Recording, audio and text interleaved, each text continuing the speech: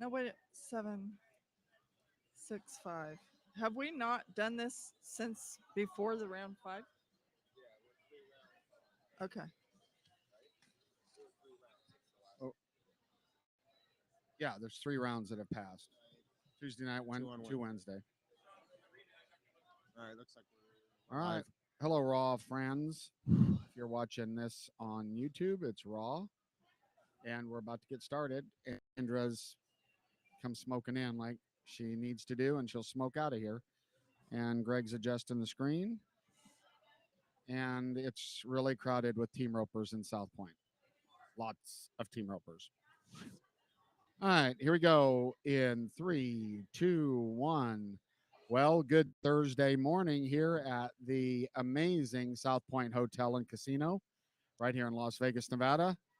And good morning to my 2 comrades, the 3 amigos here, Greg Teagarden on production, and the lady in pink, the first lady of Pro Rodeo journalism, Kendra Santos.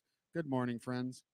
Good morning. And I'll say, because a lot of people don't yet know Greg, yesterday when we had our makeup round for round 6, in the morning, switched. I do the rodeo deep dive show. Amy Wilson's our host, and I'm helping to produce that again this year. And we do it at Cowboy Christmas at the Cowboy Channel stage every day live, 1:30 to 2. But yesterday, because moms like me as a rodeo journalist, we were at the morning rodeo. We had to, you know, switch it up a little bit. So we did it out in the middle of an empty fan zone in front of the Thomas and Mack with Sherry Cooper and Jennifer Kimsey, who are amazing. But we're on a break, and this white tent thing right next to the stage, the side, what's that called, that holds together, Velcro, starts peeling apart, and I'm like, what the hell? Somebody's walking out of the side of this tent. It's Greg Teagarden. Like, what are you doing in there? Yeah. I was doing some work and I'm watching it to watch the the Cowboy Channel feed out there, but the wind had blown the Velcro shut and it sealed it top to bottom, and I didn't realize you guys were out there and just ripped it right open. It's all good. It's if anybody thinks our jobs are all sexy, we're sleep deprived, and I'm writing stories in parking lots, and it's kind of amusing by now, but luckily we do love. I would love to say at the open that um when I walked in, well, on our drive out to the Wednesday morning um makeup performance that was round 6, um Oates started getting phone calls that Mike Mathis had, rodeo announcer Mike Mathis had died in the night. To our knowledge, that was not expected. And so when I got into the building, it was pretty cool. Mike would have been proud that on the monitors on the concourse there was a picture of him and birth year and to 2023, and I know that would have made him proud. Anyway, our rodeo family's our rodeo family. So love, prayers, thoughts with Mike's family, and we're all his friends. Yeah, Shan, prayers for her. And I got a text about 3 in the morning from Donna. She's like, "Oh my God, I think Mike passed away," and I was kind of half out of it, and I said, "Mike who?" And she had texted a screenshot, and I was it kind of hit me a little bit. Mike was one of the original announcers when I started producing the PBR event. Yes, and I worked for the PBR then also. Yeah. And he smoked, and he had that gravelly voice. He smoked like a smoke chain. Yes. And I remember, I don't know, it was one of the first runs of the tour, usually like a Worcester, Massachusetts or something. Mike walks up. I said, "How you doing?" He goes, "I'm doing okay. I quit smoking." And I said, "What?" He goes, "Yeah, I quit smoking." I said, "Well, what about your voice?" He goes, "No, I've screwed this up enough. It's not going to change. I'm good." But I was surprised. I did not realize that Mike was 75. And isn't it great that at 75 you're hosting the Ram tailgate parties here at Southpoint? essentially announcing one of the perfs. They lost audio up here, and Mike announced it right at Picked it right 75. up. Right, picked it right up, and you know he was close to Liesel Harris, and I can see him and Liesel, Dad, Cotton. I mean, you start to see this group at Heaven's Doors at that arena, and gonna miss Mike and praying for his family. But he had a great run in our sport. He did, and he also served quite for many years, in the administration, not in a staff role at the PRCA, but as a representative. Board And member. he worked hard for a lot of years. And I do think he really did try to do what was right for our sport. And so anyway, we go back to the PBR with him. We've known him a very long time, but I've seen him out here, in the last few years when my two boys roped in the PRCA permit challenge. Mike was the announcer. He he kept blowing and going hard right to the end. So good for him. And everybody remembers Mike's voice, but I remember if he really laughed, he if you remember me, he would go and so that's what I remember. I remember a big heart. So hats off to one of ours who we lost. And so I was thinking on today, it's really hard in 30 minutes. We've got 3 rounds. So what I was going to pitch out to you is we just hit highlights, like big notes, takeaways since we've set together. And because if we deep dive very much here, Oat is not going to be happy. And I think he's hauling Yetis now without your help. So you're probably already in trouble. So I'm going to start with that 10 o'clock perf, and then I'll kick it to you. You kind of, here's what I was amazed. Ann Bleicher on our team posted on the Utah Days of 47 social a picture in the building, and I couldn't believe how many people were there, right? And then I found out that, and this is cool beans, all of the UNLV students invited, first responders invited for Yes. free, and they showed up along with the family members. The PRC invited several first responders into their suite, and cool beans. I thought it was super cool, and I was really happy to of course get to be there. There were a fraction people, but the diversity in those stands, hardcore fans that were families of contestants, SOC contractors, and contract personnel, and then I couldn't agree more. Inviting students, we had people sitting right in front of us who had never been to a rodeo before, first responder types, and it was a much smaller than usual crowd. Nobody in the upper deck, but everybody. We all got cozy down Gold Buckle Plaza, and hardcore fans sitting side by side with first responders, including people who dealt with the UNLV tragedy the other day. And to me, last night in our doubleheader night, what really stood out in the opening was same in the morning.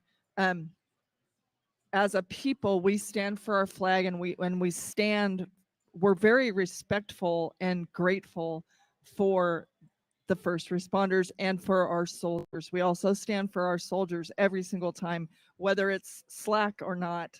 And it's cool. I'm proud of us for that. Yeah, and you were there. Hambone, who co-hosts Rump Chat, had to be at the building, so I went over. So big shout out to Rumford, the co-host on Rump Chat, and they. Traitor. Well, no, I'm just kidding. He It's was just like so being a he was hazer. so It's nice good. I'm just on it. He joking. was like, I want everybody to do good. And then we went and got on Flint Show, and my wife says to me, well, you don't normally do those. I said, that's because all their guests who are at the Thomas and Mack. Yeah. Right. It's for the reason I It's was cool. over there. That's cool, and that's just another example of the millionth example of camaraderie that we all have. But it was a smaller crowd at the round 6 morning, but it was very strong and very upbeat, and it was a great crowd. And walks by Hi, Robert. one of the high guys in the professional bull riders, Mr. Robert Simpson, known him since Lazy E. Yes, sir. Hello. Long Good time. morning. Good morning, champ. Kendra's known you longer. Really? Shit, I was 5 years in. Oh, well. Good morning, Robert. Welcome to Robert. South Point. Unpack your bags. I'm sorry about that. No, it was fantastic. And since we better get to some event talk, I will say super cool for me personally, not only because he's my tattoo bareback rider, but he's my tattoo bareback rider because of a heart choice. Jacob Lees and Tanner Ross split the round in round 6. It was Jacob Lee's first NFR win and victory lap. And it lists him now from Caldwell, Idaho. But when my kids are in high school rodeo, Jacob Lees, hi Sherry, um, Jacob Lees was our lone bareback rider in District 7 on the Central Coast of California, and I'm almost positive I am positive that his senior year he didn't make the whistle until our last final rodeo, the last day of the last rodeo, and to see him win around at the NFR, that's so cool. That So, is super. Yep. That is super. Well, I didn't dig much into the specific rounds. If you have some highlights from the specific rounds you want to pull out, like, okay. because I've got some stuff that's kind of, me, I'm not the that guy, but I've got some bigger things that I'd like to talk about after we dive into the highlights of the round. Well, let's just mention also that last night Clayton Bigelow, 2019 world champ, won the round in the bareback riding, and that kid I've watched his whole life. I have been great friends forever with his dad Russ, who's named after my uncle Russ, by the way. But anyway, Clayton Bigelow, last night they awarded Josh Frost his 4th Linderman Award for being amazing at both ends of the arena. Don't be shocked if we at one point see Clayton Bigelow somehow in that mix, because he, having watched him grow up, his mother is like from a world-class horse jumping family. Clayton can jump a horse with the best of them. He grew up I'm almost positive he was a state champion cutter in high school, and he ropes. He's a very high-end roper, and by the way, he will beat your ass on the golf course. So that kid's an all-around hand in multiple sports. Well, I was glad to see, of course, I've said it before, but I'm partial to Tim O'Connell because of Three Hills Rodeo and knowing him since he's a little guy. And good to see him up in the money. Interesting, I talked to his dad, Ray, and his mom. And, as we've talked about earlier, the rodeo families come in and they're there to help take care of the kids and the grandkids and support. And a couple interesting things out of that conversation. One was they were considerably nervous about the postponed performance. And I never thought about this because everybody is taken off work and they got to go back to work on Monday. And so they were relieved the way it shook out. And then we kind of talked about Tim, and I said, he didn't start. He didn't have the start he wanted. Well, interestingly enough, he brought 3 bareback riggins, and he told his dad the first night when he ran his hand in the first bareback riggin, he said it just didn't feel right. He said I couldn't lock it down. You see those guys pop it in and then they lock it down, and I assume, because I've only got on one bareback horse, and it was with a soft handle, and I'll never.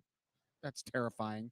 But anyway, he said just didn't feel right. He said his dad Ray said it was kind of, it felt like he was holding a gallon bucket by the tips of his fingers, and so he made some changes, got into a new rigging, and he told me on his, interestingly, the bareback riders have a traditional trip to the fan zone to visit the Zen exhibit. So if you're looking, for, here's a little sideline tip. If you're looking for an autograph from one of the bareback riders, you might hit the fan zone around 3:34 because they'll be coming to get their Zen.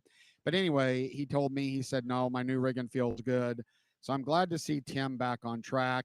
And if he gets back on track, he'll stay in the top 5, and there won't be as much money to spread around because Tim is a real threat. Tim is one of those. For me, he's a little bit like a Bobby Moat-ish. Like, they do not make very many mistakes, and I've gotten a kick out of some of the videos I've seen from Cowboys showing me, because they knew I would know it was funny.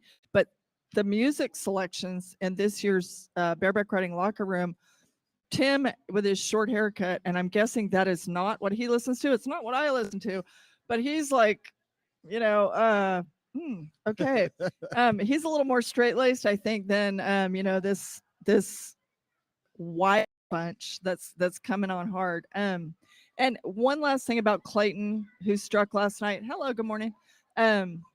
Before we move along, is he and Annie Rose are brand new parents to a little boy named Callahan, and so congratulations, Bigelows. That's super exciting. And I've noticed that little Annie Rose, who grew up also high school rodeoing with my kids, she was not up on that stage because she was in the room with the baby, at the buckle deal. So anyway, congratulations to the Bigelows. That's super exciting. We better rip on to the steer wrestling. So one thing of note, there have been some controversial calls here in the last few days since we got together. One of them was in the steer wrestling, and it was with Tyler Wagasback, and there's a lot of, hi Chris,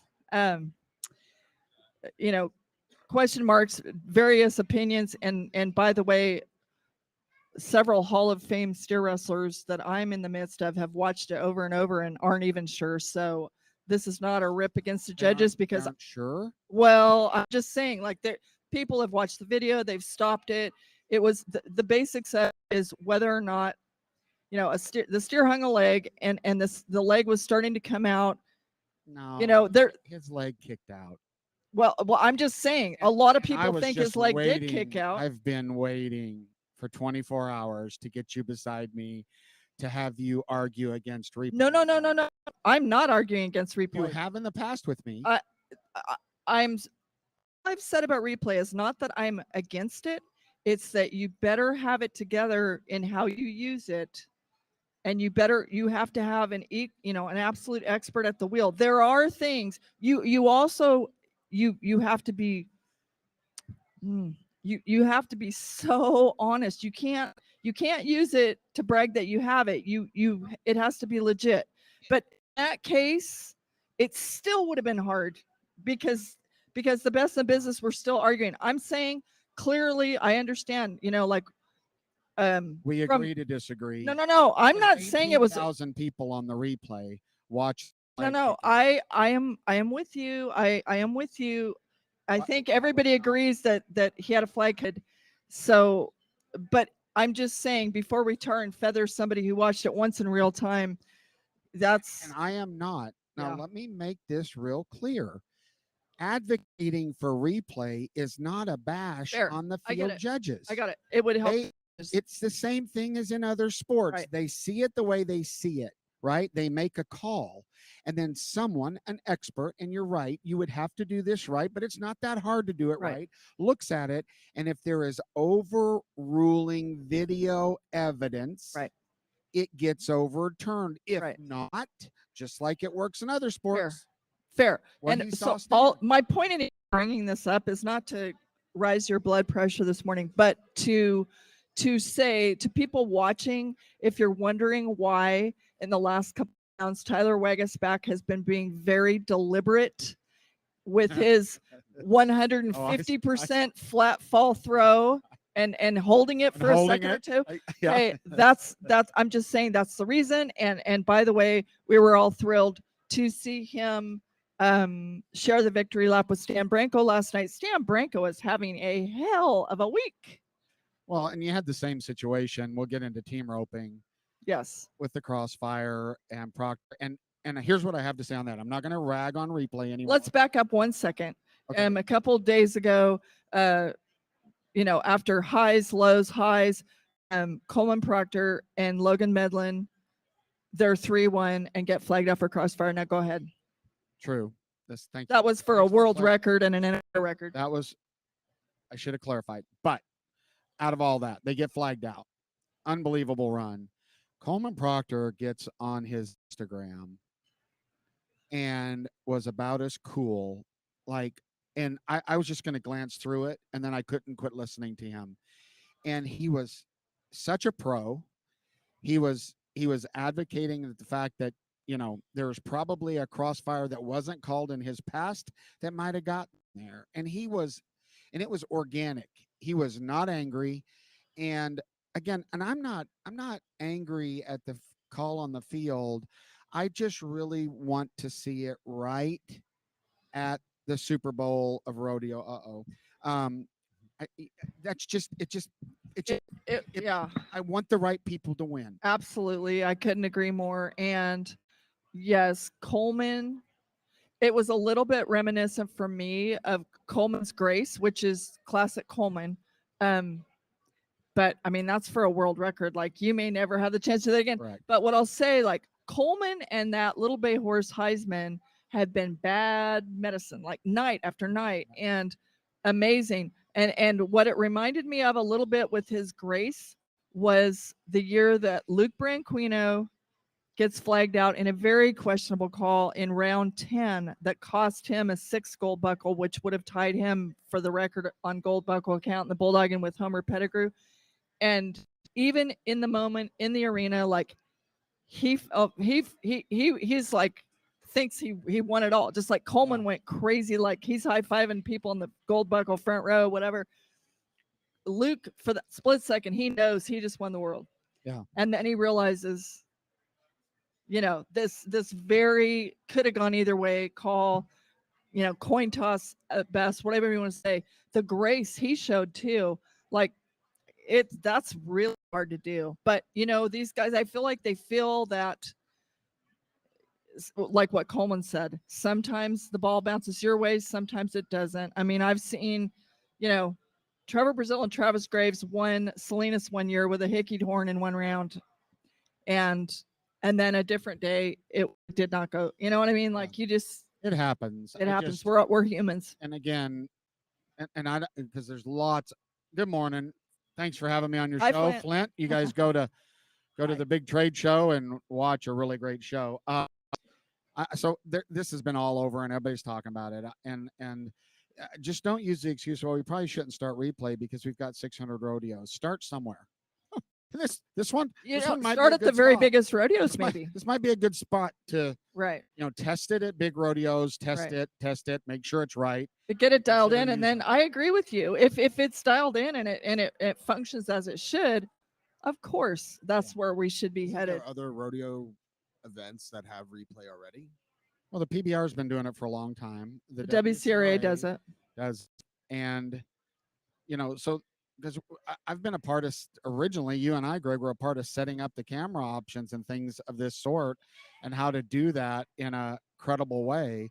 But I don't want to that's too long on that. Yeah. But so before we move past the team repping though, last 3 teams split the round 7 in the team roping, and Clint Summers and Jake Long, really, Smith and Peyton Bray, and then Hold on, there you Derek Begay and Coulter Todd, and I'm thrilled for all of them. A big twist on the downside last night was average leaders Andrew Warden, Buddy Hawkins. That was a big swap. Buddy missed last night, and that sucked for them. But there were big turns in every event. A big turn to back up a step in the bulldogging last night. A steer getting away from JD Struxness. Yep. That was a Takes huge. that away. The tide can turn at any time, and that's where, like, guys talk about coming in. It's a dangerous play to come in here thinking I'm going to win the average, because people like Jake Barnes and Clay Cooper have talked to me, T Woolman, for years on strategy. They're like, you better be winning on the ones that'll let you win something, even if it's a small check in the go rounds, because if you put all your eggs in the average basket and then you come on to round 8 or 9 and a steer stops, a steer drags, you hickey a horn, you slip a leg, and now you've won nothing and you have 1 or 2 rounds left. It's pucker factor horrible to try to salvage the week. Now, in self-confession here, this is the most I've studied the NFR because of this podcast ever. Because remember, I skirt on the outsides, right? And I hear the news and stuff, but correct me if I'm wrong, but the way I understand it, Derek and Coulter Todd are the only one with complete runs on 7. that Um, right? if you think I've done any homework So overnight, I think they're the only ones on 7. And for any of you, real quick, for any of you rodeo people that are just starting to listen and get into rodeo, so they call it an average, but it's really an aggregate. I mean, it's a collection of scores, not divided by anything.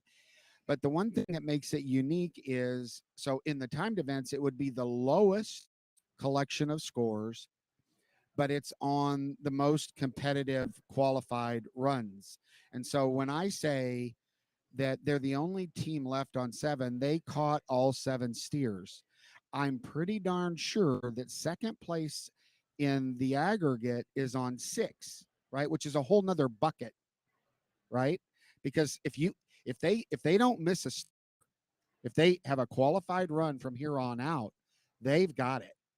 no one can beat them. No one can beat them. Yes. So that is just so now I'm watching those guys, and they're thinking qualified run. Yeah, but and yet they won the round last night going for it. So Exactly. those guys are don't see 'em straight off the backing up. freaking desert, I don't see 'em and backing they're not going to pass up on a dollar bill on the side of the street in any round. So shall we move on to the bronc riding? Yes, ma'am. So okay, one thing I'll say, Cade Bruno won the 6th round. Who won it last night? I don't even have it circled. I'm that got it. tired. I've I got have all the I've got I did all my work on the average, so who won I've got all the bronc riding? scores written down. So anyway, Damien. Damien. Okay, Damien struck again. Damien's our college champ. He was 87 points. I just hadn't put the circle on there yet. Something that stuck out to me in the He shared it with Ryder. he shared with With Ryder. Right. I do remember that. now. Ryder, right? Okay, so on that, Great bronc rides, by the way. Ryder, right? Okay, so Stetson Wright, who has to have surgery on his hamstring, they're going to make an incision right beneath his, I think, right butt cheek this coming week, and I can't remember if he said 6 or 8 anchors it's going to take to kind of tie him back together. And he said the way it was explained to him, they're going to use basically a fishing line to put him back together. And he's not sure how long he's going to be out. But Stetson, to see him, like he was a couple nights ago or so before the rodeo, we were like back, there's couches and chairs in the press room that are kind of in the back corner, and I sat down with him, and we both had tears in our eyes because his dream of a crown this year is over. But that kid who's jumping up and down and screaming, and like he said, I've cried like a little girl this week. But now he said, I've thought to myself, why me? But my parents looked at me and said, why don't you flip that to try me? And so he's out there every day. He cannot win his Triple Crown that he was dreaming of, but he's twisted it in his mind. What can I do? What he wants to do now is win a Triple Crown with a twist for Stetson Wright, and that is his all-around buckle, brother Ryder Wright winning the bronc riding, and Kai Hamilton, his traveling partner and best friend, winning the bull riding. That's the new Triple Crown for Stetson Wright in 2023. And I thought, you know what? That's so cool. I want to say something because I've seen Dwayne Danes here wheeling around in his wheelchair, a dear friend of mine, all of ours from forever, and he still shows up in a wheelchair. But in round 6, Wednesday morning, when that horse went down in the chute with Zeke Thurston, that's a very, very, very dangerous place. And in the chute is where, Dwayne Danes, I keep wanting to say Erickson after my amazing late media friend who was the greatest character of all time from Canada. But that box, when a horse or a bull, flips or and I've seen some cowboy stuff, Timer used to feel like if bulls were down on their belly, even he'd nod for them because he's like, hey, they have to get up before they leave the chute. So that was his way. But seeing a horse down in the chute with Zeke, I mean, that can be, people don't think much about it until it does happen, but that can be a life-threatening situation. It's really scary. So you're in a pre-fit steel box. It's It is very, very scary anytime you see it. And even these horses that wear out, right? There's, but there was a time when they didn't even have pads on the on the slides. I mean, it's still very, very dangerous. On the bronc riding, on the average, I'll just talk about the average stuff. I thought this was interesting. Um, Zeke on 7 had, so he's ridden all of them, 600 points, all the way down to 9th. Green rode 7 with 564 points.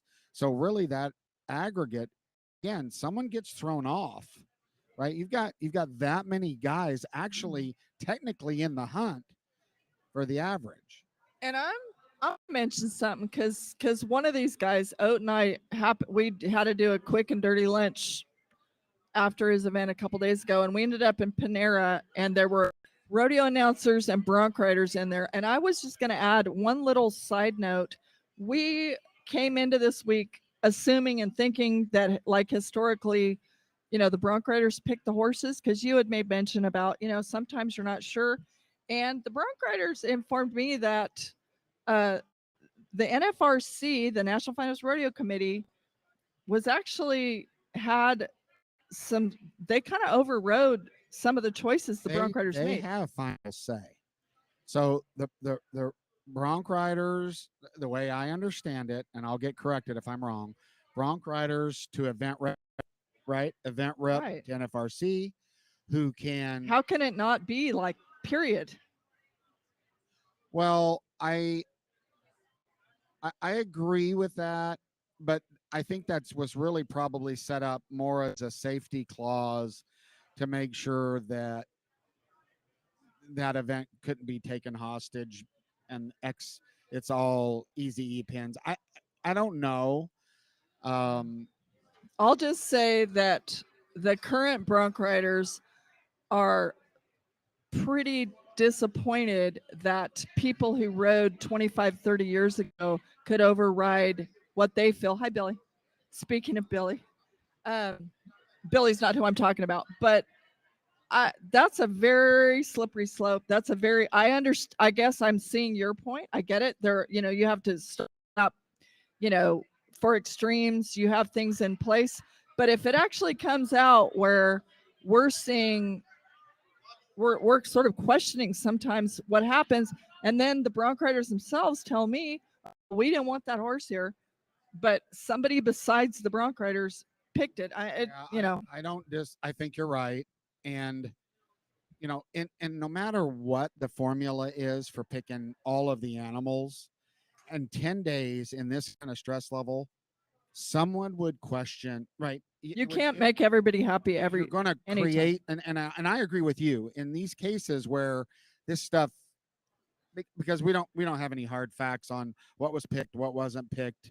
Certain animals fit certain animals. I do, but I'm not going to say because it's too incriminating. Okay, well then let's not go there. Let's keep moving. Okay, so the tie down roping. So yesterday, okay, in the morning, round 6, Caleb Schmidt and Pockets strike again. I believe it was their third round win, right? Of the week. And cool is that, like, yesterday I couldn't go to Oates Junior Steer Wrestling, but Oat at the convention center had to hold his go down photo that Andy Watson took to wait on Caleb Schmidt to get there, because yesterday was the Will Byler Memorial buckle, and Trevor Craner won it. He was 4 flat, but they had to wait on Caleb Schmidt, brother-in-law of Will Byler, who the award was. And I thought that was cool. The Byler and the Ackermans, who lost their daughter Bailey the same night, after Will and Bailey's wedding. Right. Such a strong, tight family, and so that was cool. When we're talking about the tie down roping today, holy cow, Haven Megid. So he's first out last night in round 7 on his little sorrel horse, Lil Punch, who's been on point. He didn't start on him. I think he started on Smoke, his bay horse. But anyway, he's first out, winning the average, and he's 6'4" and sets a new, taking 2 wraps, no less, a new NFR I mean, that was pretty badass. Yeah, but the next run. Oh my God. Okay. And that's not controversial, but yes. No. Then the next no. run, kind of like that night when Jojo Lamond was 3-4. Was it Jojo Lamond and Randon Adams? They're 3-4. And then just not a minute later, that's when Chad Masters, because the record had been 3-5. Then Chad Masters and Jay Corkle set the record that's 3-3, which Coleman and Logan just tried to beat when they were 3-1 and controversy. But for Haven, yes. So then we turn around and the very next run is Old Money Mayfield, and he's 6-1. Oh, it was so great. And did you see him? He's trying. That's going insane. He's got to ride forward. I don't know how many seconds it was because he rode forward. He rode over to the judge afterwards because it's like, and I mean, he was a good sport about it, but oh my God. And he wanted to see heartbreaking the clock to see, what it said. And I don't know what it said, but it wasn't like the calf got up, 1 or 2 seconds in. So, oh my gosh. Yeah. But I mean, the calf ropers are putting on a pretty fair show here. It's been a really, really good tie down roping. But if you really look at the aggregate, now remember, as we talk about this, first place, if you win this aggregate that I'm keep talking about, that's $78,000 on top of your winnings. So it literally gives away gold buckles. Okay. That's why it's big to me right now. Let me quote Joe Beaver. He's always said, if you want to contend for a gold buckle, you probably going to need 2 checks in round 10. Yeah. As in go round and then the average. So yeah, the average comes in to either bite you or really there's in this aggregate average, it's really tough. Riley and Haven on 7, a 53. Whoop. Oh, well, that's good. At least I can see you and not me. Haven with 53.2, Riley with 55.7, and Tough with 55.8. So 53, 55, 55. So I mean, there's the race there for that $78,000. Onward. But and by the way, Tough Cooper is tiptoeing up. I mean, he came in 15th. He Hail Married it to get here, and he's very quietly. I didn't check this morning, but he'd made it from 15th to 7th a day or so ago. But I think that mindset, right? Of maybe, you know what I'm saying? I'm sure Trevor's talking to him, and that is just go do it, right? He's you don't being have to prove anything. So cool-headed, and it's fun for me sitting right down to my left. There's a couple really fun. I sit with Luke Brown's family every night, but right down below me is Alexis Kimsey, Sage's wife. That's fun to watch. And then right to her left is Roy Cooper. It's, star-studded group. It's fun and super right, looper. Keep leading us. Keep rolling. Okay, so Emily Beisel and Liza, which has been super interesting. We've only seen Chung go once in the first round here, and she hit a barrel, but she went to her champ, mare, Liza, and she won the 6th round. Who won last night? Right. Brittany. Yeah, Brittany won. Yes. Okay. Brittany, talk about gamesmanship. Brittany is like, she's playing the short and long game, but she how fun. She I believe she started on Benny, and then Wednesday morning, when we had 2 runs in a day, she goes over to Birdie, taps Birdie, gets a good run out of Birdie, lets Benny go ahead and have his 24-hour break. And then she comes back and takes it to him, in the 7th round. She's she became one of the few women who have won over $1 million. Top 3, yeah. And so they have to be the same $3 million women, right? So it's Sherry Cervi, Lisa Lockhart, and Brittany Posey Tanazi. Really,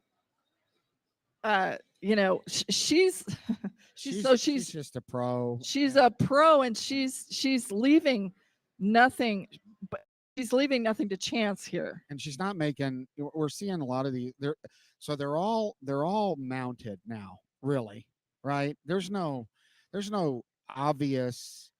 Well, Well, besides the young horse. okay, the one that The young that horse. hurts my heart. Tacey Matthews Yeah. having to come here without Pop Rocks, I understand. but then she's ridden Bud the Stud, and now she's riding Bud's daughter, Stoli.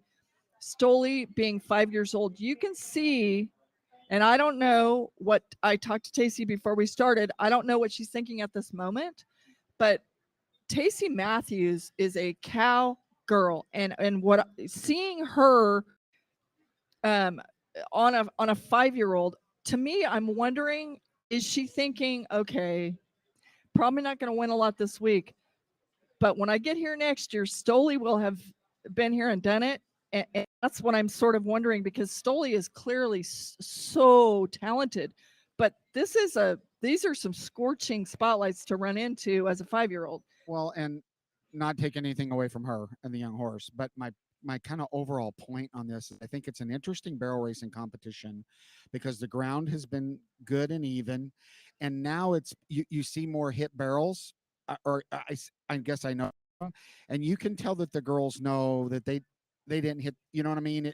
It's because of a slight slip, right? Not a slip in the ground, but a slip in a movement, the positioning, horse head, and it's really going back to the rider because they're all overall mounted on juice, right? I mean, Absolutely. And something of note, like you say, one little slip.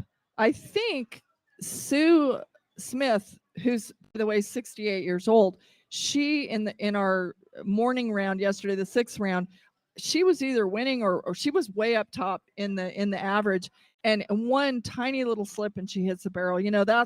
That's the game of inches that we play, but anything can happen to Brittany, right? I mean, so that's what we're telling all of you that maybe you're just now starting to kind of pay attention to the NFR. This is fur, as my partner would say, for real drama right here and competition. That's what the Shakota boys say. We ain't fur it. You fur it a lot, and that's okay. Everybody likes fur. All right. So okay. You want a bull ride now? What a story. Okay, well, before Oh we get to my that, let me say word. this. So many people, my phone,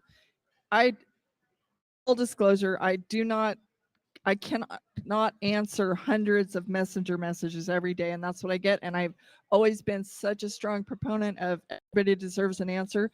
So I will, when we get off here, when we're driving to the convention center for Oates event, I will tell people what's going on. Why T. Parker, the 19-year-old rookie of the year, did not get on in the bull riding last night. He has a strain on, I think it's on his right side. I don't know which round it happened, but the fact of the matter is he didn't get on last night, which means automatically, because it's an injury situation, he can't get on. You have to sit out at least 2 rounds. Well, if you remember on Tuesday night when he got off, he had a heavy bull. He was holding his arm. I remember that. And I mean, Sword Up Cowboys, I mean, look at Orrin Larson, your guy, Orrin Oh. Larson, Greg. Oh my God, he's like been Looks beat like a to Confederate hell. soldier. Yeah. And yet, they keep trying. But I'm just saying, T. Parker, I mean, he's only 19 years old. Right elbow sprain. His status is questionable, but he won't be getting on again tonight. He's not on tonight too. Okay. You have to sit out twice Now- and then reevaluate for rounds 9 and 10. So I'm going to let you, in fairness, because you've been leading the charge here, you kind of go through. Great post again. A typical Kendra Santos. The photo of the greats in there with Kai that's what makes you fantastic. But I'm going to let you take the lead on this, and then if you miss any of the good stuff, I'll bring it up in the end. Okay, so for one, it's not me. My life and my career have come to me. It is not me.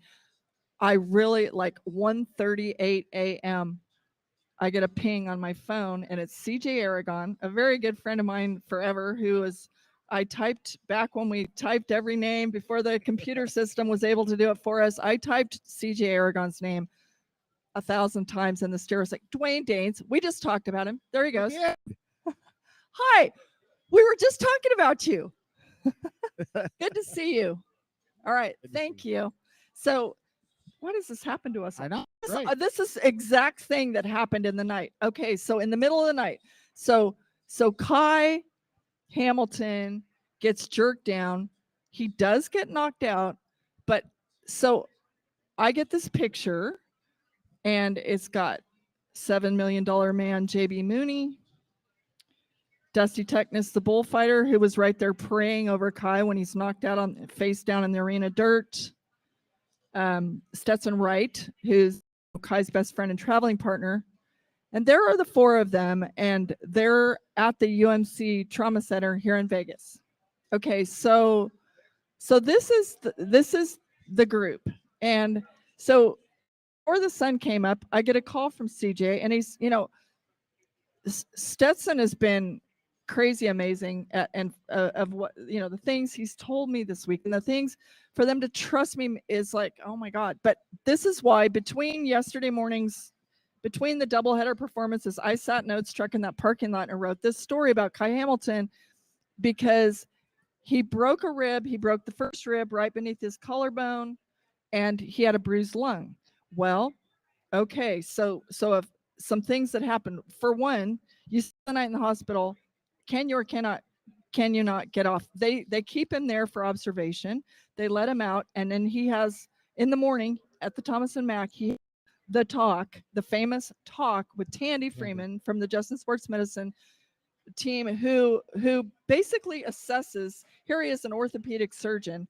Tandy assesses straight away with you, is it a matter of playing with pain like it was for Stetson Wright earlier this week, or is it a matter of you're risking your life, you're risking injury, and you have virtually zero chance of winning anything anyway? So but the spiritual advisors, the bad asses that were in that trauma center all night with Kai Hamilton, I mean, so okay, another thing, I wasn't on social media at 3 and 4 o'clock in the morning, but out of that room of guys that I couldn't admire more for what they've done, and they tell you like it is every time, which straight shitting appreciates so much. Apparently the social media haters and hecklers went to town on JB Mooney and said, it's your fault that Kai's hurt because you made him stop wearing a helmet. It's not true. And so there's some factors here. Okay, Stetson chooses to wear a helmet. Kai used to wear a helmet, just like JB Mooney used to wear a helmet, but JB and Kai are on the taller side, and what they figured out for themselves. Kai came to this earlier this year.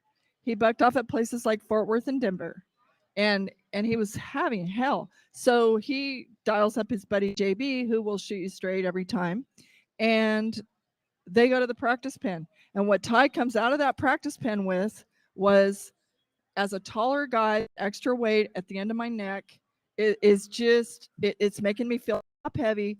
And for Kai and for JB, it's not because they just, JB might smoke and drink, but those are his lungs and his liver. But that's a decision he made because he felt he rode better without the extra weight. And again, they're not telling kids to do this or don't do this. This is all a personal decision. But at this level of this game, these guys' lives are on the line, their livelihoods are on the line, and it's their decision, period, for me.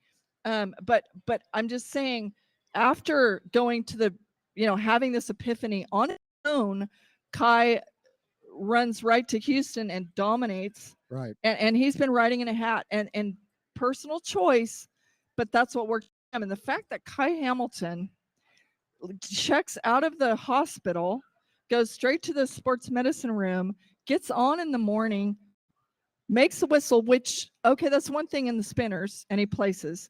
Then last night, when he gets on, those were not the spinners. He's the last guy to ride and the only guy to make the whistle. Stetson Wright's going ape shit on the back of that chute because it's almost as good as him winning himself. And Kai wins.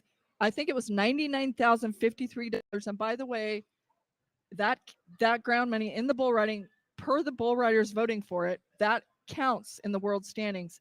So now let's talk. Before we do that, Okay. I'm going to take a step back. So this is this this is hearsay source talk.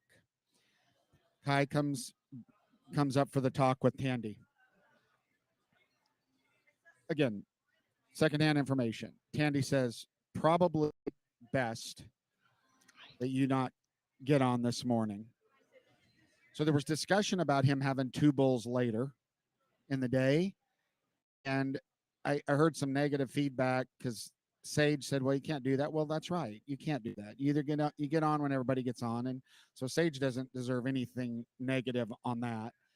And so JB, I understand, is there, and you got Tandy and JB, and the way I understand it, JB said to him, "Hey, he's not telling you what to do. He's giving you a choice. He's giving you advice, right, on this." And what I heard was said, as Kai said, "Well, you don't pay my fees, I'm getting on." That's what I heard. I had heard some of that from the trauma center, that these guys were saying basically, hey, we're independent contractors. This is, Now there's got to, what I don't know, and I have zero, but there's got to be a concussion protocol. okay. I want to talk about that a second. The concussion situation. Yes. Beck, I kind of blew that to not say it about the helmet versus the hat. So many people, including the PRCA, reported that Kai hit heads with that bull when he got jerked down. No, to be clear, it was blunt force trauma to the chest, sort of like you could get knocked out if your airbags go off in a car wreck. He had part of why he was basically cleared before he left the hospital. He passed all protocol for post-concussion. He had no head trauma. He had not a scratch on his face. He had no brain injury. So that's part of, and to also back up, Dusty Tuckness, 15-time NFR bullfighter, 10-time bullfighter of the year, in that trauma center. Dusty, because he has more ER experience than any of them, in part because he's older, he spent extra time with those doctors. He asked extra questions. He was taking notes. And then he would go into this panel that included Kai, Stetson, JB, and Kai's parents, and would say, here in plain English so you can understand it. That's cool. So that, this is what they're saying. These are your options. These are potential consequences. Dusty Tuckness was like a friend and the lifesaver that he is, but way outside of the arena and fighting bulls. Like he really came through. And then the moment, I used Fernando Sampson's picture of it, when Kai gets off that bull, he's not smiling in the round 6 after spending the night in the hospital. When he steps off that bull, he wasn't smiling. Make no mistake, he's in a lot of pain. What does he do? His first thing, he goes over to Dusty Tuckness, who's been his advisor all night, and sticks his hand on Dusty Tuckness's chest, right where Dusty's heart beats. That was like a moment. I don't know how many people saw it, but to me, that's where I sit there and go, oh my God. So Kai Hamilton, first in the world, $516,667. First in the average, 514.5 points on 6 of 7 bulls. He's at his 4th NFR. He's now won $262,502 here this week. A ground money, for everybody knowing, ground money never counts toward the all around, which is fair, or the Top Gun. But he does lead the Top Gun standings. And I mean, can you imagine this story if it continues like this? If he keeps it up, it'll be great. So we got a couple minutes left. So it's just a great story. There's so much here, people. It's so exciting. So we've only got a couple minutes. You don't want to leave out our people that reach out to us with feedback. Greg, what do you got for feedback today? And we want to thank everybody. We'll be back here again tomorrow, and we're going to quickly hit on feedback, and then we're going to. Well, we have some good feedback, but since we're running short, here's one I'm going to drop on you guys because I thought it was a very interesting question. They said, and this kind of goes with what we've just been talking about. It says, do you all feel that the NFR is really showing the new era of athletes? We have seen a lot of these guys coming for a few years, and now it's their time, and just a few old vets left, about every one except for Barrels. This was from.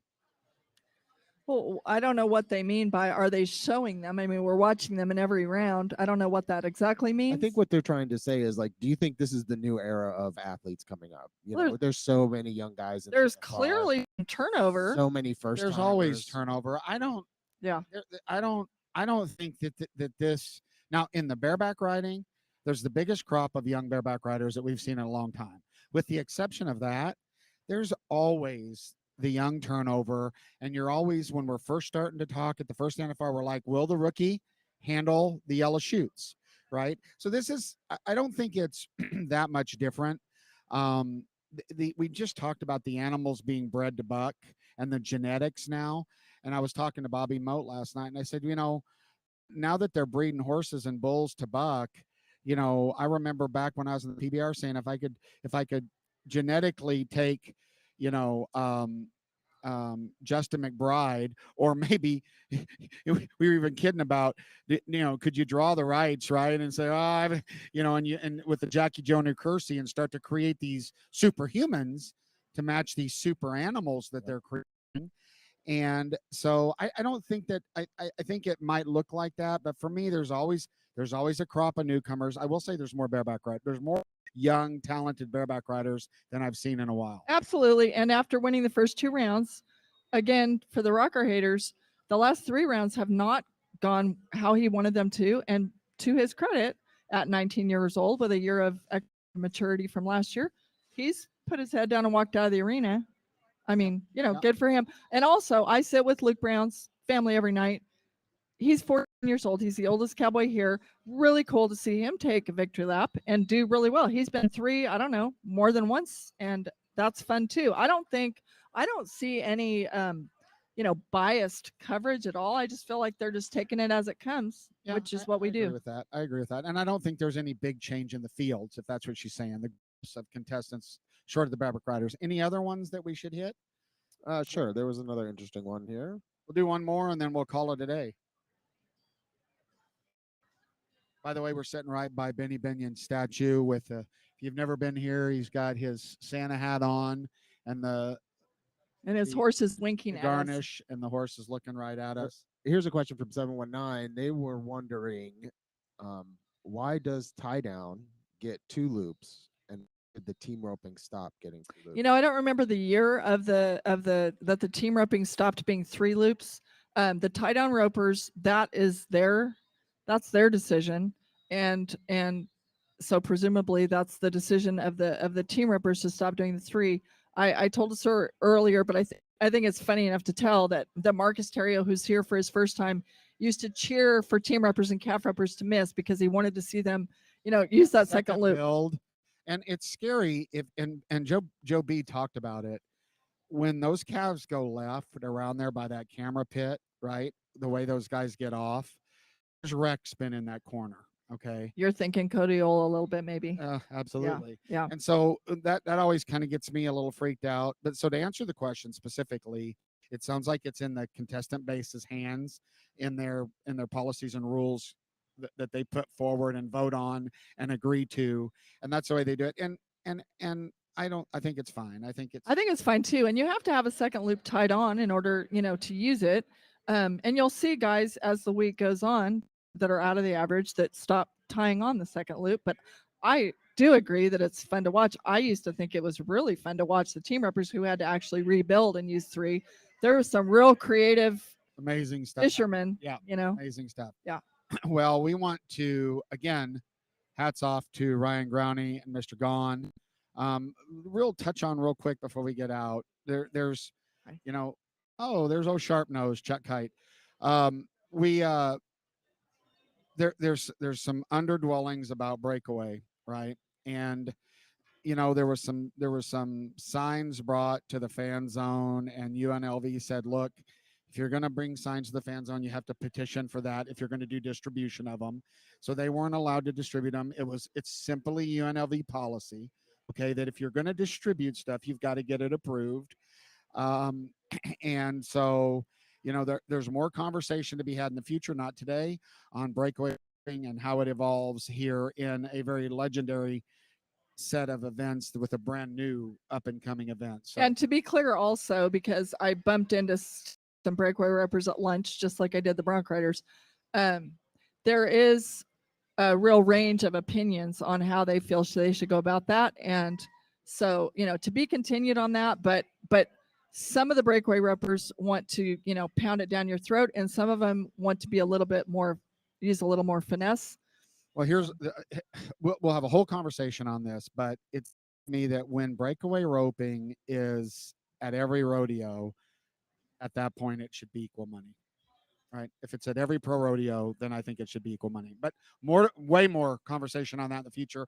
But on behalf of Kendra, Greg Teagarden, and myself, we really appreciate you. If you're not, be a subscriber. If you're a subscriber of No Spin, it'll let you know when one of ours come out, because we'll go back on a 2-week rotation. Well, I don't even know. We may go through Christmas and not start till January. But thank you for joining us here on No Spin Rodeo. We really appreciate you. We appreciate the wonderful Southpoint Hotel. We'll see you tomorrow for episode 16 of No Spin Rodeo. Thanks.